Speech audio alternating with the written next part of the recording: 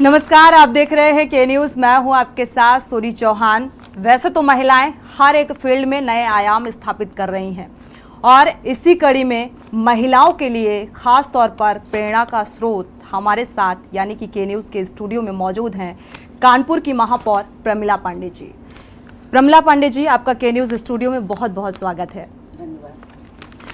सबसे पहले अगर देखा जाए तो दूसरी बार आपने जीत हासिल की, ये सम्मान, ये ओहदा, इसको लेकर जब आप अकेले में बैठती हैं तो क्या सोचती हैं? क्योंकि लगातार देखा गया अम्मा जी, कई सारे स्लोगन पिछली बार, इस बार भी चुनाव में ये स्लोगन सामने आए, कहो दिल से अम्मा जी, फिर से तमाम ऐसे स्लोगन सामने आते हैं। रिवॉल्वर रानी से जो अम्मा का सफ़र रहा, क्या कुछ इस बीच उतार चढ़ाव देखने को मिले? देखिए, मेरी माँ कहा करती थी कि काम करने वाला व्यक्ति कभी पराजित नहीं होता। मैं बराबर 5 साल हम फील्ड में काम किया, तो उसका हमें शहर की जनता ने हाथों हाथ उठाया और पिछली बार से दोनों वोटों से हमको जिताया। और ये बच्चों का प्यार था कि कहो दिल से अम्मा, फिर से अम्मा एक ऐसा शब्द होता है कि जीवन में आप किसी भी ओहदे पर जा सकते हो, आप कुछ भी बन सकते हो, लेकिन जो अम्मा का दर्जा है वो सब नसीब नहीं होता जो मुझे नसीब हुआ है। इसका मुझे बहुत गर्व है कि शहर के लोग मुझे अम्मा के नाम जानते हैं। मुझे बड़ा अच्छा लगता है जब लोग मुझे, मैं जा रही हूँ, अम्मा जी जा रहे हैं, अम्मा जी जा रहे हैं, अम्मा जी जा रहे हैं। बिल्कुल, हालांकि लोग आपको चाची भी कहते हैं, लोग आपको मौसी भी कहते हैं, लोग आपको दीदी भी कहते हैं, लेकिन सबसे ज़्यादा जो लोगों के ज़ुबान पर आता है अम्मा जी। मुझे देखो, मुझे सबसे अच्छा अगर मान लो कोई चाची कहता है, कोई मुझे दीदी कहता है, तो मुझे सबसे ज़्यादा अगर कुछ अच्छा लगता है वो सब अम्मा। आदमी जब बच्चा पैदा होता है तो जब उसका पहला आवाज आता है तो माँ, तो वो माँ ही कहता है। तो माँ शब्द एक ऐसा है। बिल्कुल, ये शब्द भी बेहद महत्वपूर्ण है अपने आप में, और इस शब्द के साथ साथ जिम्मेदारी भी बहुत बढ़ जाती है, क्योंकि मुझे लगता है चुनौतियां भी बहुत हैं, जिम्मेदारी भी बहुत है, और सबसे अहम आज बेहद खास दिन भी है। देखा जाए तो आज महापौर संघ का जन्मदिन है और आप संघ के राष्ट्रीय उपाध्यक्ष, ठीक है, फिलहाल आपको उसके लिए बहुत बहुत बधाई बिलेटेड। लेकिन जो सबसे पहला सवाल है कि पिछला जो कार्यकाल रहा, अगर तुलना की जाए, कितनी चुनौतियां हैं अब इस कार्यकाल में?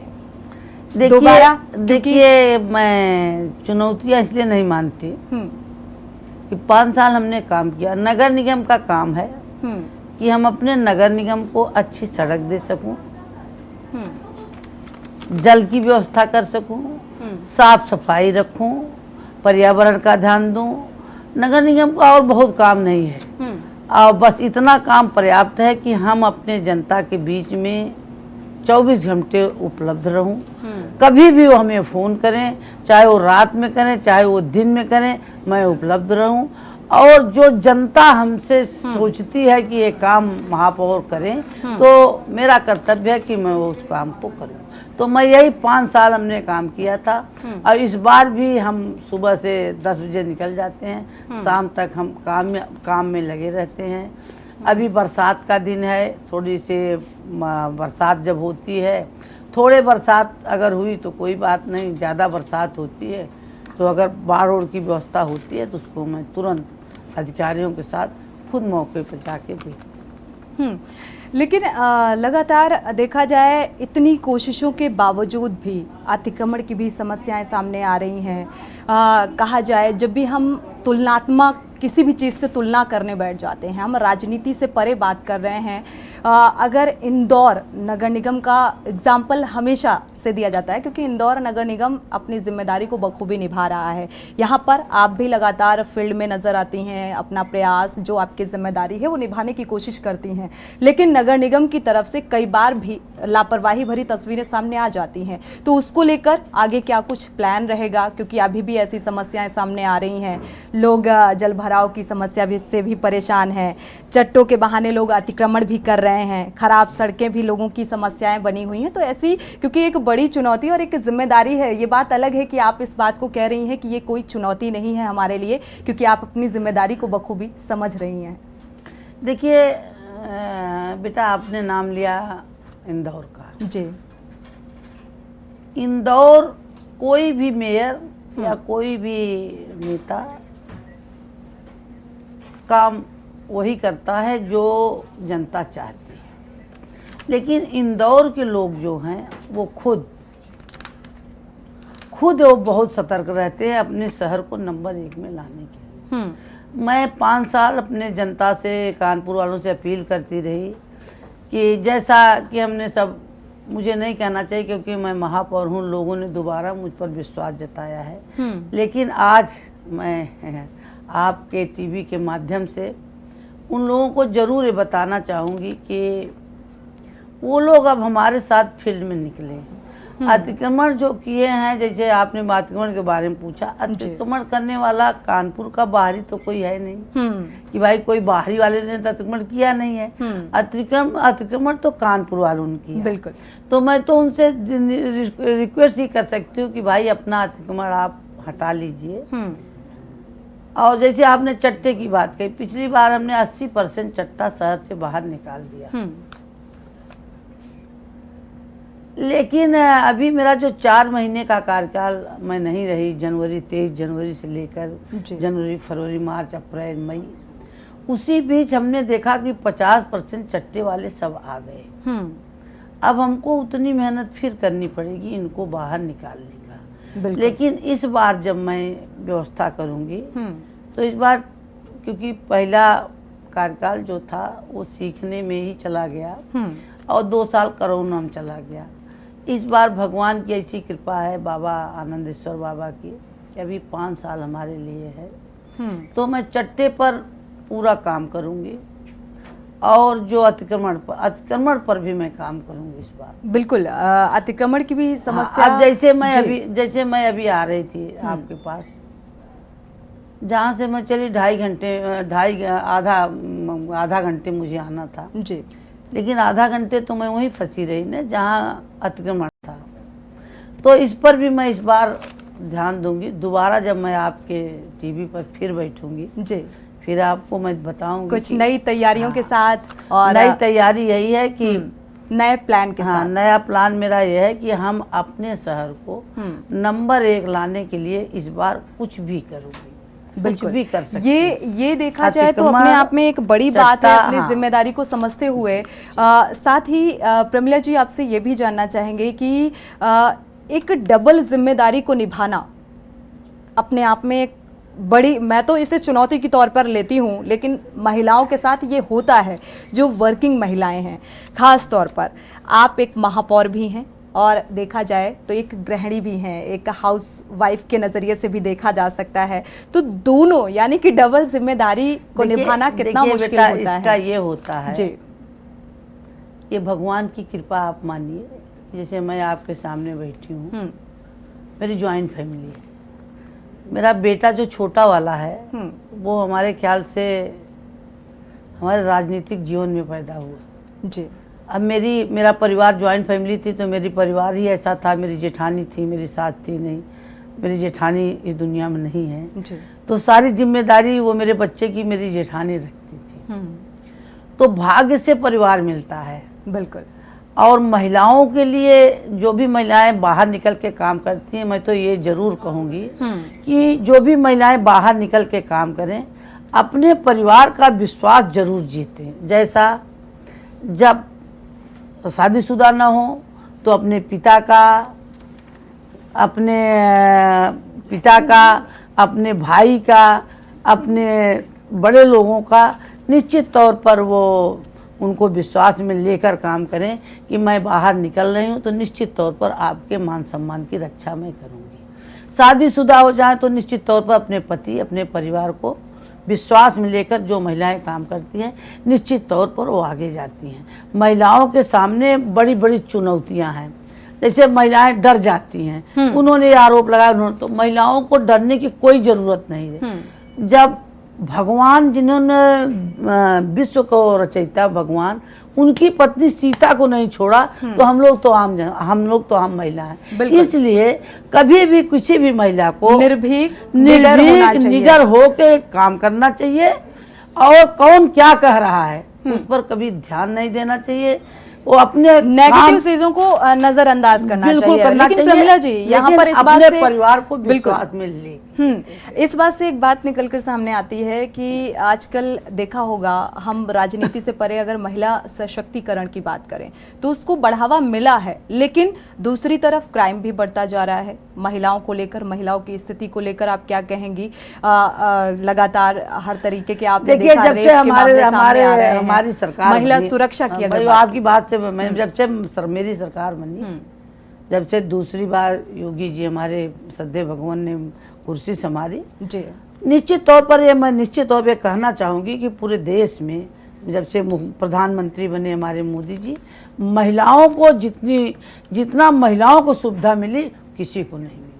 या महिलाओं को सबसे बड़ी सुविधा उन्होंने दिया, महिलाओं को अधिकार दिया और महिलाओं को जीने का तरीका बताया। महिलाएं कैसे अपनी जिंदगी जी सकती हैं, ये हमारी सरकार, मैं डंके की चोट पर कहूँगी, मोदी जी और प्रदेश में योगी जी। अब पहले आपने देखा होगा कि 10 बजे तक अब महिलाएं आराम जा रही हैं, 100 में एक बात हो गई, किसी की जंजीर छिन गई, बैठ गए, वो बात नहीं। लेकिन आज 95-96% महिलाएं आराम से जा रहे हैं। कहीं एक दो बात हो उसकी बात मैं नहीं करूँगी, लेकिन हमारे योगी जी की सरकार में महिलाएं स्वतंत्र हैं, महिलाएं काम कर रही हैं, सब बहुत प्रसन्न हैं, प्रसन्नचित्त से हैं। ये बिल्कुल। अभी अगर मेट्रो को लेकर बात की जाए, मेट्रो को लेकर थोड़ा देखा गया, अतिक्रमण सामने आया, साथ ही कुछ मेट्रो के चलते कुछ पेड़ भी काटे गए, उस तरफ क्या कुछ प्रयास नजर आ रहा है? देखिए बेटा, अगर कोई भी चीज हमको सुविधा के लिए मिलेगी तो थोड़ा कुर्बानी तो करनी पड़ेगी। अब अगर वो मानिए सपोर्ट करिए, वो पेड़ न करते तो वो जो सुविधा, जैसे मुझे पेड़ काटे गए, लेकिन पेड़ लगाए भी जाने चाहिए। जैसे आप और क्या कवायद? आपके यहाँ आने में हमको 55 मिनट लग गया। बिल्कुल। और जिस दिन मेरा मेट्रो चालू हो जाएगा, मैं अपने ऑफिस से गाड़ी वहीं छोड़ के अपने भेज दूंगी और मेट्रो सफर करके मैं 7-8 मिनट में आपके पास होंगी। और यहीं स्टेशन से उतरूंगी, पैसा आपके पास आ जाऊंगी।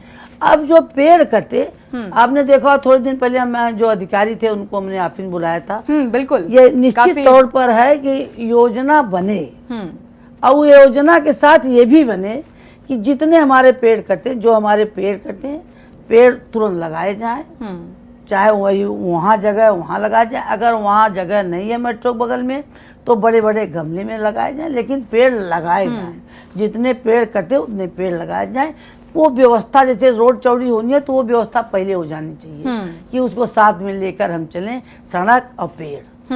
देखो लकड़ी जो ऐसी चीज है, जो आदमी पैदा होता है, पैदा होने से लेकर मृत्यु तक लकड़ी का काम। तो अगर लकड़ी ही नहीं होगी तो क्या होगा, और अगर पेड़ रहेगा तो पर्यावरण का ठीक रहेगा। तमाम ऐसी बीमारियां जो है, आप नीम के नीचे बैठे रहिए, मेरे को कोरोना हुआ था, मेरा कोरोना 3 दिन में ठीक हुआ, क्योंकि हमारे गेस्ट हाउस में पीपल का पेड़ था और बरगद का था, नीम का, हम वहीं अपना चरपैया लगा लिए, मच्छरदानी लगा लिए, 3 दिन में हमारा कोरोना भाग गया। तो ये पेड़ों का है।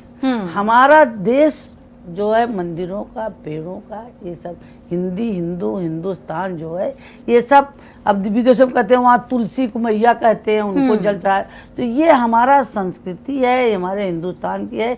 पेड़ हमारा सबसे, बिल्कुल, संस्कृति को भी सजोना है और प्रकृति को भी सजोना है, दोनों का तालमेल बहुत जरूरी हो जाता है अगर देखा जाए। कानपुर के मेयर, महापौर प्रमिला पांडे हमारे साथ के न्यूज़ स्टूडियो में मौजूद हैं, जिनसे हम लगातार चर्चा कर रहे हैं और तमाम सवालों को लेकर हम जान रहे हैं कि आखिर आगे का प्लान क्या कुछ होगा, बात कर रहे हैं। प्रमिला जी, अगर देखा जाए, पहले आप पार्षद रही, क्योंकि ये सवाल जो है बेहद महत्वपूर्ण है, क्योंकि उम्मीदें बढ़ जाती हैं जब कोई अपनी जिम्मेदारी को बखूबी निभाता है।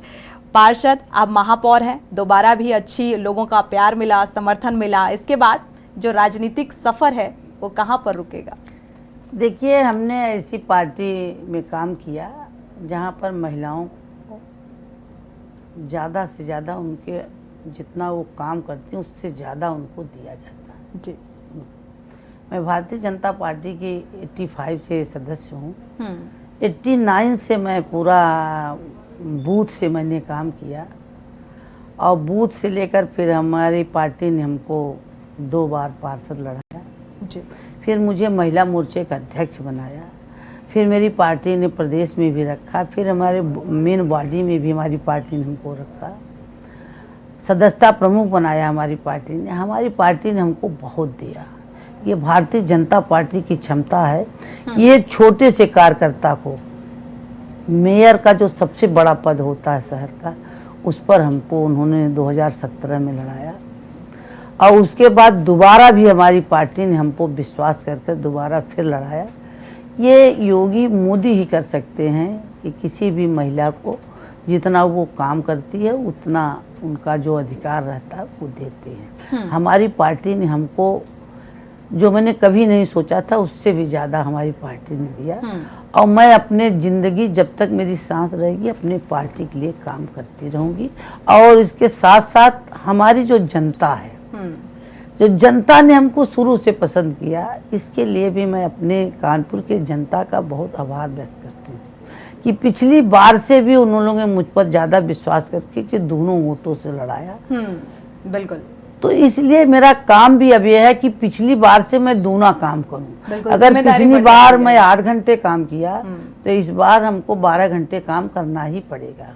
तो मैं काम से तो डरने वाली नहीं हूँ। काम जितना होगा, पब्लिक मेरी जनता जो मुझे माँ कहती है, मुझे पूर्ण विश्वास है कि मैं जब जनता के बीच में जाऊंगी फिर अभी थोड़े दिन में, या आप अपना अतिक्रमण अपने आप हटा लीजिए, मुझे न आना पड़ेगा। कई बार देखने में आता है कि आप धरातल पर जाती हैं, लोगों को फटकार लगाती हैं, कुछ जिम्मेदार हैं उनको भी बुलाती हैं, फटकार लगाती हैं, बावजूद इसके अतिक्रमण की समस्या फिर से देखने को मिल जाती है। उसके लिए इस बार हमने तो अभी आपसे बोला जी कि टीवी के माध्यम से, न्यूज के माध्यम से मैं सब मुझे माँ कहते हैं तो मुझे कोई दिक्कत नहीं है। मैं अतिक्रमण जिन्होंने किया है उनसे निश्चित तौर से प्रार्थना करूँगी अतिक्रमण हटा लीजिए। इस बार मैं अतिक्रमण हटाऊंगी शहर का और निश्चित तौर पर अपने शहर को इंदौर के से आगे ले जाना, नंबर 1 पर ले जाना चाहती हूँ। इसलिए मैं शहर के सारे लोगों से मैं प्रार्थना करूँगी कि मेरा साथ दें और हमारे शहर को सुंदर बनाएं। देखिए जब हमारा शहर सुंदर होगा, जैसे और एक टीम वर्क होता है, एक टीम वर्क, मेरा शहर जब सुंदर होगा तो ऐसा तो नहीं प्रमिला पांडे स्मार्ट सिटी का सपना साकार होगा। क्योंकि स्मार्ट सिटी का जिक्र तो हम बार बार करते हैं, प्रधानमंत्री नरेंद्र मोदी भी करते हैं, सीएम योगी आदित्यनाथ भी करते हैं, और जितने मेयर होने के नाते एक आपकी भी जिम्मेदारी है कि स्मार्ट सिटी की ओर किस तरीके से प्रयास करना चाहिए, वो कितना फलीभूत होगा, मॉनिटरिंग भी उतनी ही जरूरी हो जाती है। स्मार्ट सिटी में हमने ऐसे ऐसे काम किए, जैसे जो भी हमने किया जी, आज स्मार्ट सिटी ने काम बहुत ठीक किया हमारे शहर के अंदर। शहर को वो दिया कि शहर में कहीं, अभी हम मेरे सब मेयर आए थे, जैसे हमने कि ग्रीन पार्क में गैलरी बनवाई, आप कभी भी जाके देखिए कितनी बढ़िया स्मार्ट सिटी ने बनाया। देखिए जो काम करता है उसके लिए तो लोग कहते ही हैं, काम करने वाले के लिए अगर काम करना है तो काम करते ही रहिए। तो मैं तो भैया काम करती रहूंगी अपने शहर के लिए, और मेयर नहीं भी रहूंगी तब भी मैं शहर के लिए काम करूंगी। बिल्कुल। साथ ही एक बात निकलकर सामने आई कि मुंशीपुरवा मंदिर को लेकर आप लगातार प्रयासरत हैं, क्या कुछ समस्याएं आ रही हैं? देखिए समस्या ये है, पिछली बार हमने पूरा 124 मंदिरों को देखा, लेकिन उन मंदिरों की जो हालत है वो बहुत दयनीय है। पिछली बार हमने पूरा उसका देखा, उसका जांच पड़ताल किया। अब वो मंदिर हमारे जो हैं, जितने भी मंदिर हैं, वो ऐसी जगह हैं जहाँ की पूजा पाठ करने वाला व्यक्ति एक बार जाने से सोचेगा कि मैं जाऊं कि न जाऊं, और सब कहीं कूड़ा भरा है, कहीं कुछ भरा है। आज ऐसा ही कल हमारे ऑफिस में एक व्यक्ति आया, उसने बताया कि मुंशीपुरवा में हमारा मंदिर है, हमारे पूर्वजों का। उन्होंने, जब मैं आज वहाँ जाके गई देखा तो मंदिर भगवान हनुमान जी का मंदिर है, बगल में कुआं है। कुआं को उन लोगों ने आमने सामने तीनों तरफ, जैसे इधर इधर इधर एक ही जात के लोग हैं। जी। तो उन लोगों ने कोई छज्जा निकाल लिया, कोई दरवाज़ा बना लिया, कोई खिड़की बना लिया। पिछली बार भी जब हमने मंदिर ढूंढा था तो उनसे मैंने रिक्वेस्ट किया था, लोगों ने इसको माना भी था। हमने कहा था भाई हमारे जो भी, अगर मान लो हिंदू चला गया वहाँ से, पहले हिंदू रहते थे सब, अब हिंदू अगर चले गए तो अब उनका जो मंदिर वहाँ, तो उसके साथ अच्छा दुर्व्यवहार न हो। बिल्कुल। अब आज मैं वहाँ से बोल कर, वहाँ कम से कम 1 ट्रक कूड़ा है, उस पर वो गजा है, उसको मैंने आज हटवाने के लिए बोला। और जिसका मंदिर है उसने कहा माता जी मैं बाउंड्री अपना बना लूँ, हम पूजा कर लूंगी। तो हमने कहा उसकी बाउंड्री बन जाए, अपना पूजा करे। लेकिन ये बात जरूर मैं करूँ कि जो हिंदू पलायन कर जाता है, अपना तो पलायन करके कहीं घर बना लेता है, लेकिन अपने भगवान को वो अपने साथ नहीं ले जा सकता। बिल्कुल। इसलिए भगवान का मंदिर जो है वहीं छूट जाता है। जो 20 साल 25 साल में समय कम है, कहीं न कहीं। प्रमिला जी समय कम है, चलते चलते आपसे जानना चाहेंगे भविष्य की योजनाएं, ताकि शहर का विकास हो सके, और साथ ही कानपुर की शहर की जनता को क्या कुछ चलते चलते आप संदेश देना देखिए, चाहेंगे? मैं तो कानपुर की जनता के लिए हमेशा तैयार हूँ, हमेशा काम करूँगी। जो भी नगर निगम का काम है पूरा मैं सोचती हूँ कि सब काम हो। और मैं शहर की जनता से निश्चित तौर पर कर रही हूँ कि उन्होंने अगर मेरे ऊपर दोबारा विश्वास किया है तो एक बार वो लोग हमारे साथ निकल करके भी जनता हमारे साथ काम करे, जैसा कि अतिक्रमण, जैसा कि चट्टा, जैसा कि सफाई, जैसा कि 7 बजे अगर हमने गाड़ी भेज दी, कूड़ा उठ गया, तो अब 7 बजे अगर कूड़ा उठ गया तो अब अपने अपने घरों से निकाल कर कूड़ा न रखें, कूड़ा अपने पास रखें। दूसरे दिन जब हमारी गाड़ी आए तो उसमें कूड़ा डालें। थोड़ा सा ये, अब हमने 2-3 जोन में ऐसा किया है तो वहाँ ये सफलता मुझको मिल रही है। बिल्कुल, लोगों का प्यार भी और जिम्मेदारी भी और समर्थन भी। तो ये थे हमारे साथ कानपुर की महापौर प्रमिला पांडे जी, जिन्होंने कीमती वक्त दिया के न्यूज़ स्टूडियो में, और एक बड़ी जिम्मेदारी के साथ, बड़ी योजनाओं के साथ और भविष्य के प्लान के साथ हमारे साथ उन्होंने वो बातें साझा की कि फ्यूचर में जो जन समस्याएं सामने आ रही हैं उनका किस तरीके से समाधान किया जाएगा। शुक्रिया आपका बहुत बहुत के न्यूज़ स्टूडियो में ये कीमती समय देने के लिए। साथ ही देखा जाए तो अब दूसरी बार महापौर हैं तो जिम्मेदारी भी बड़ी है, और जिम्मेदारी को निभाने के लिए वो पूरी तरीके से तैयार हैं। और महिलाओं के लिए एक संदेश भी कि निर्भीक बने, निडर बने, और उन चुनौतियों के साथ उन जिम्मेदारी को निभाने की कवायद नजर आई। इसी के साथ इस खास प्रोग्राम में फिलहाल बस इतना ही। आगे खबरों के लिए आप देखते रहिए के न्यूज़ इंडिया। आप देख रहे हैं के न्यूज़, खबरों का सारथी।